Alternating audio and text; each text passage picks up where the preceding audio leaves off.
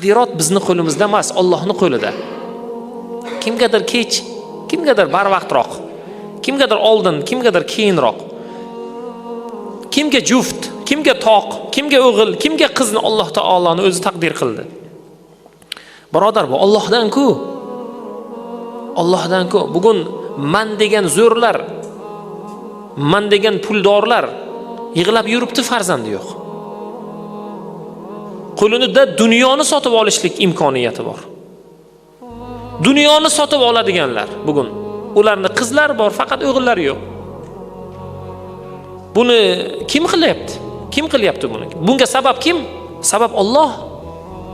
Biz sabab emas. O'zlarining imkoniyatlari sabab emas. Alloh beryapti, shunga qarab beryapti.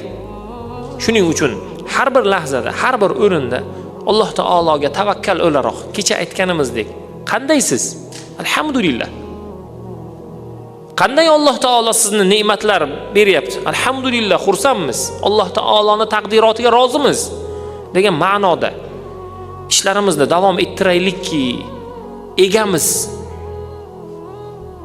barcha narsalarning egasi xafa bo'lib bizlarga og'ir jazo berib qo'ymasin.